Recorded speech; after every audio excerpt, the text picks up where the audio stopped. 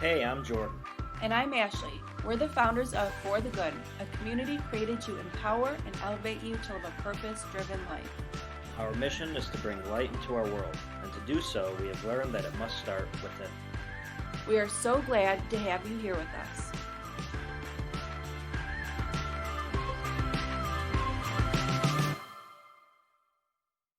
Today we are talking about conquering what we can control. One reminder we want to reflect on today is that we may not have control over what happens in life, but we do have control over how we react and respond. This year has been one where we've all had to shift, adapt, and learn to pivot. There have been situations we've experienced that we have never before, and many people have said they've had experienced heightened feelings of anxiety and stress because of it.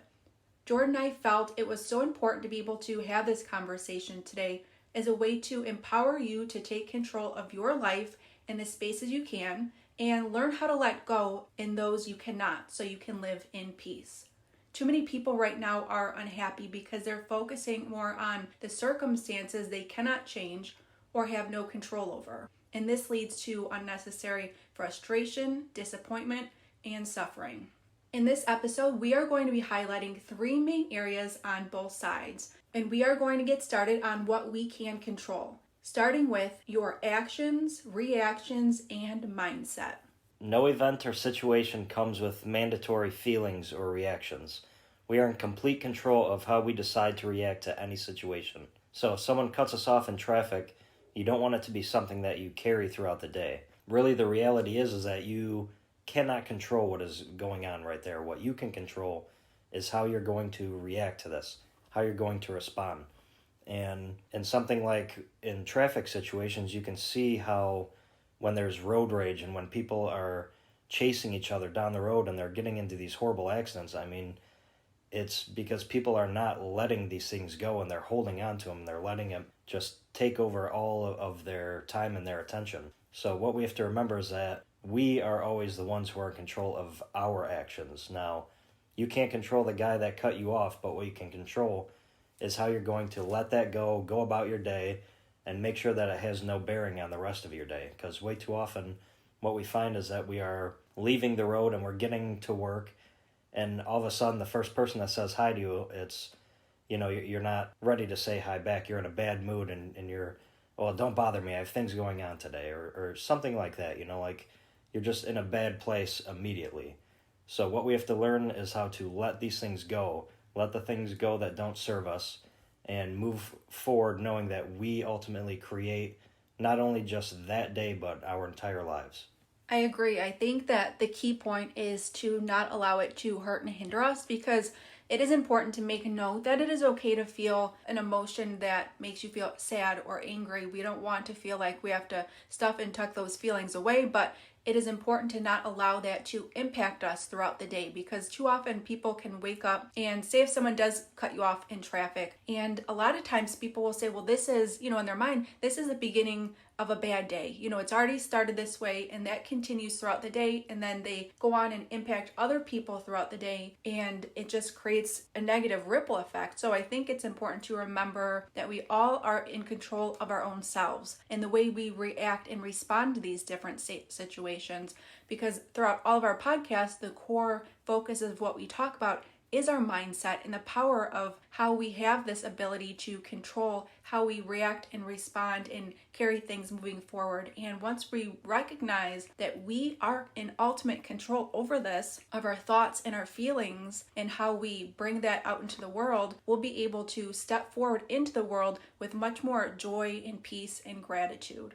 The second area we are going to be talking about is how you speak to yourself. So oftentimes we can get caught up in listening to the outside voices, what our parents think, what our teachers think, family, friends, whatever that looks like in your space. But it is so important to realize that you are able to fill yourself up with positive self-talk. So as we've said before, you can wake up in the morning and do a lot of the affirmations that we've talked about. So you can do, I am strong, I am brave, starting your day on a positive note and really understanding that the thoughts that you're feeding into your own self it matters. It's important to listen to inspiring podcasts, read motivational books that plant this seed within yourself, so that way throughout the day you are thinking thoughts of confidence and focusing on courage and kindness and all of these positive things. And as I said earlier, it does have a power to be able to bring that ripple effect into the world, and ultimately it all starts within. When I first started getting into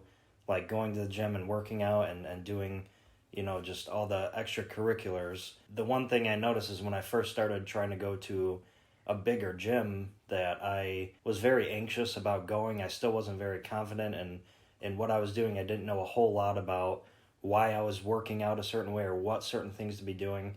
And before I went, I had this mindset that, all right, the first couple days I'm going to look around and see what other people are doing, and maybe I can incorporate things or learn things here and there. And I was going into it just trying to be positive and keep myself going. It's really hard to get yourself motivated to start going to the gym, but it's harder to in those first couple months to really make it a habit and to do it every day. And I noticed when I first started going that the negative self-talk started. I mean, it can go so far, and I think a lot of people, they don't realize that they're really talking to themselves this way. And that's the easiest way to be demotivated. It doesn't always take someone coming up to you in the gym and saying something to you, because honestly that doesn't happen, I think, as much as we believe it does. But what we do is we talk to ourselves and we psych ourselves out of doing something, or we tell ourselves, instead of pushing ourselves to go for this big thing, we just say, well, you better not try, because what if you fail? What if you this? What if you that? And I think that's the biggest killer to a personal motivation is ourselves. So learning how to speak to yourself is a very big difference. And I can say, like in the gym, as soon as I switched that around and it became, all right, I'm learning now, I'm watching, I'm growing as I'm doing it, I'm trying new things. Next time I'm going to do it this way and that way. And just changing the way you speak to yourself makes the ultimate difference. And then when you go home at the end of the day and you're proud of your day and you're happy for what you've accomplished, and you start telling yourself, hey, you did a great job today, that's when you wake up and you're ready to do it again, when you're motivating yourself to do so.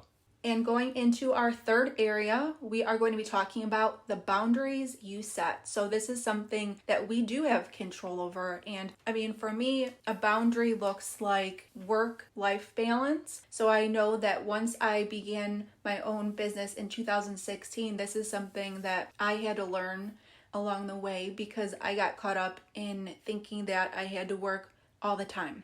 So this is something where people would call me late at night during the week, on the weekends, and I really had to learn how to set this boundary in this workspace, because once you kind of show people that this is something that you're willing to do, then of course they're going to come back and keep asking you to do it over and over again. In the meantime, it can create frustration, stress, feeling overwhelmed, but they don't know that. So I think that it's so important in the space of work to be able to set these boundaries and say, you know what, I am available from this time to this time, and anything after that is something, that's for myself personally, whatever that looks like for you. So in the workspace, this is really important. And I know that a lot of people, this is something that they can struggle with, because they want their employers to know that they're available and that they're interested and dedicated to their work. But it is important for your own mental health and well-being. I'm glad you talked about the work-life balance. That's a huge one for people.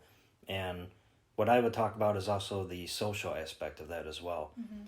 A huge thing is being able to set boundaries, especially when it is with family and friends. Because I think a lot of times we want to, or I know Ashley and I especially, we would get into a place of thinking that we just always have to make people happy. We like being social, and we like going out, we like seeing people, and I think we both enjoy doing good things for people, and we enjoy putting ourselves out there. But at the same time, you can get caught up in thinking you have to do things for people.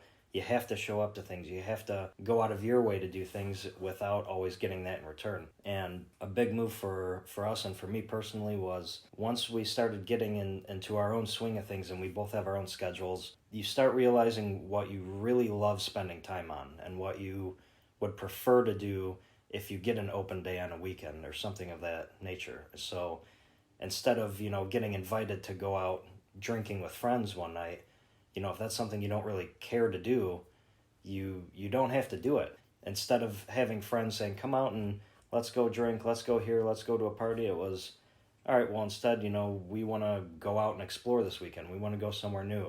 We want to go for our long bike ride Saturday morning, or walk our half marathon, or do these things that I've come to appreciate so much more. So we want to be outside and do things. Let's connect with people who enjoy doing these things as well, and prioritizing our time to fit our needs. And I think that's a big step for any individual, is setting those boundaries yourself of what you are comfortable doing, what you like to do, where you want to go.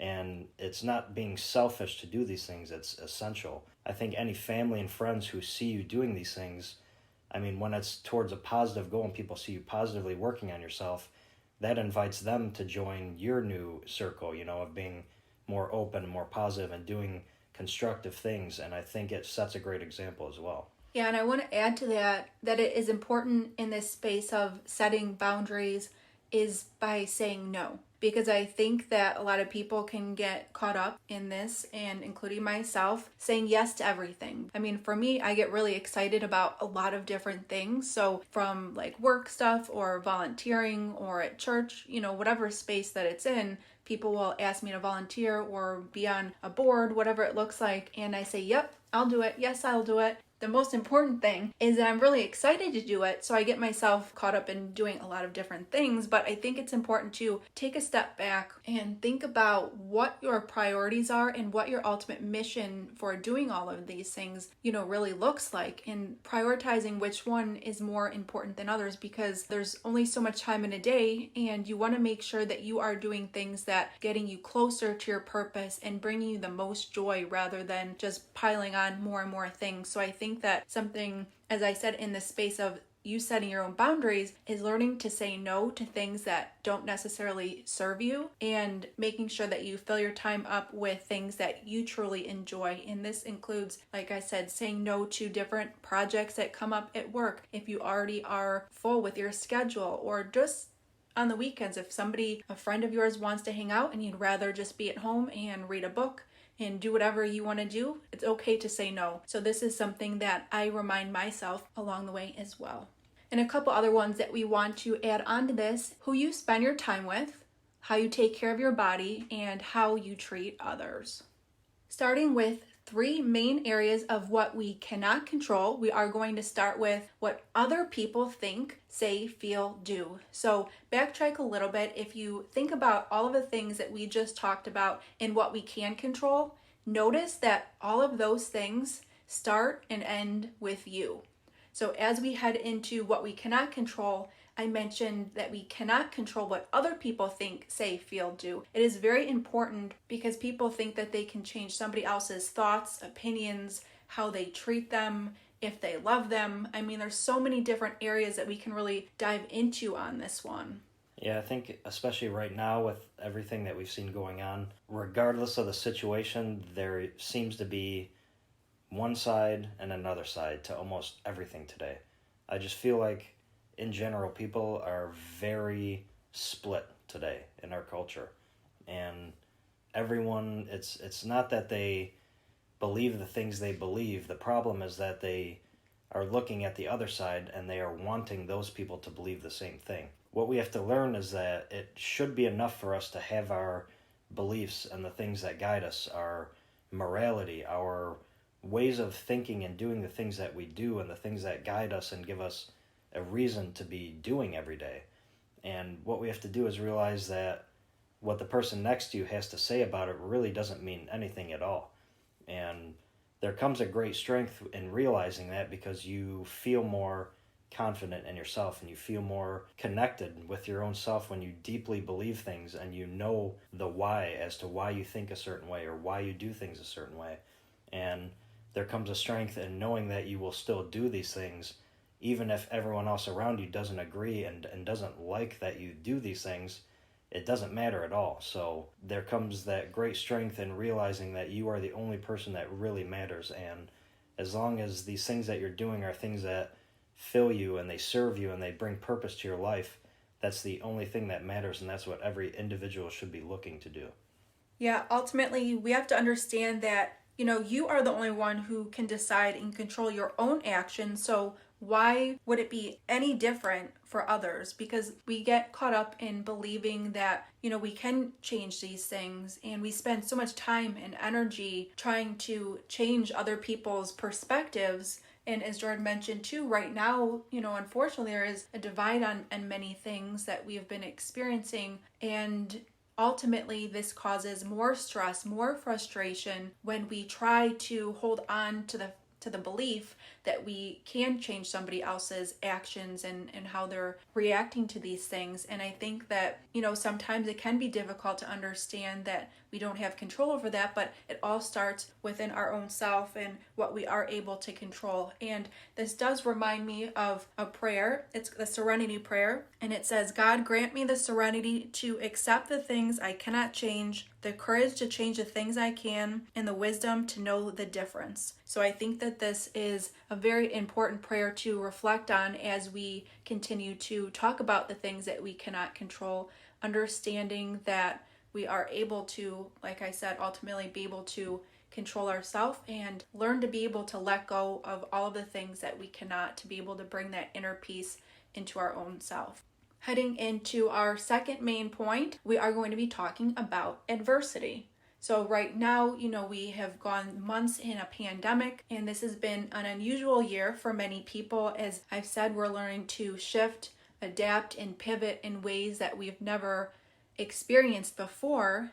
And not only that, but there are other types of adversity as well, whether it be, with a relationship or with our health. This can go in so many different directions as to what kind of adversity you are experiencing personally. And unfortunately, we cannot control what happens in life, but we do control how we react and how we respond to it. Another thing about adversity, I think that actually ties into what we talked about earlier about how you speak to yourself and your self-talk. So in the face of adversity, what I believe is every time we are faced with opposition or faced with something that maybe throws a little, bone in our plans and makes us change and adapt, the self-talk is what's going to really decide where we go.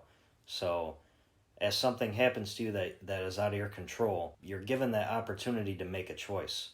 And as you speak to yourself, you can look at this and say, well, I didn't plan for this. This ruined everything. What am I going to do now? You can see that if that's your response to adversity, you're really going to have a hard time coming out of that being stronger or learning or growing, because you're giving yourself all this negativity right off the bat and you're setting yourself for failure, really.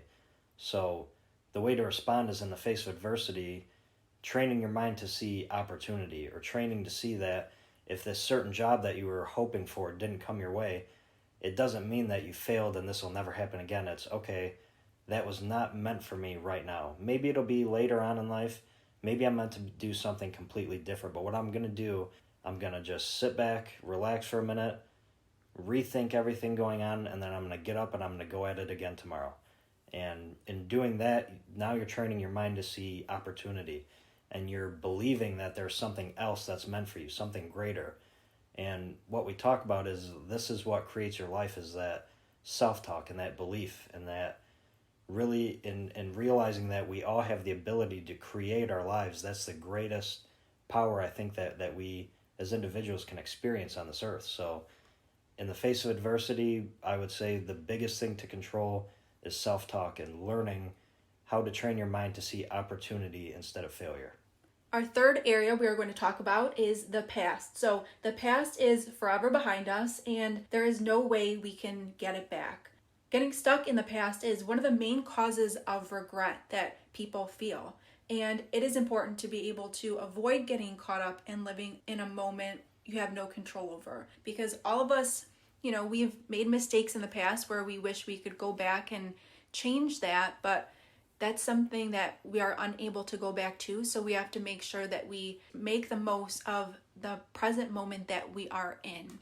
Yeah, especially for, as I've mentioned before, I'm someone who fell into these bad habits for a long time afterwards. That's what kept holding me back, was thinking and saying, well, I did all these things I'm not proud of, and I know that wasn't really me that was in that moment, but what does that mean going forward? Does that mean I'm always going to be that way and that's going to be a part of me? And just like that, there's that self-talk that's already dragging your current self back to that past. So when thinking about the past, if there's things that you're not proud of, things that are not defining you today that were defining you back then, you have to be okay with forgiving yourself for those past indiscretions and for making your way into the present. Because if you've changed from the past, if you've gotten better, if you've learned, if you've grown from these experiences and now you're in a better place today, that's what you need to be focusing on. And you have to say, I forgive my past, I've moved on, I'm not that same person, and that will no longer have any bearing on my life. And as you move forward, you tend to look at your present, and that's where you start feeling like you finally have control again. And that you're where you're meant to be, that you're doing the right things, that you're waking up and you're proud of yourself and you're making progress every day. And when you give yourself that credit and you stop looking back to what you've done before, that's when you really start to realize what it's like to create your life going forward, and that things can ultimately change completely in a matter of weeks or months. And things that have happened in the past or that used to define you don't ever have to be a part of your life again. And there's great strength in learning to live in the present moment, because really that's all we're guaranteed. Yeah, and it reminds me of the quote that I heard actually on an Oprah podcast. She was quoting Maya Angelou, and she said that when you know better, you do better. So I think that this is a really great point for what we're talking about right now. Really understanding that, as Jordan said, to be able to learn to forgive yourself and know that all of those things in the past can build you up into a great future and a great current moment that you are in right now, and look at it as though, I've learned from all of these things, and if there are difficult things that you've experienced, see how you can transform it into something that can catapult you into something greater, and knowing that you can use this with purpose. A couple additional things we want to add on what we cannot control is what other people think of you, the outcome of your efforts, and people who have wronged you. As Jordan and I talked about in this podcast episode, we've highlighted several different main areas of what we do have control over and what we do not have control over. This year has been one where we've learned to adapt and shift and pivot in many different areas, but know that all of these things are relatable to other areas of our life that we are experiencing along the way as well. And once you realize that you are in control of your own self, your own thoughts, your own feelings, how you take care of yourself, and all the other things that we mentioned, you will be able to see within yourself that peace and the joy and the gratitude that you are really looking for, and knowing that happiness all starts within. Thank you guys so much for joining us here on our For the Good podcast. Have a great day, everyone, and make today count.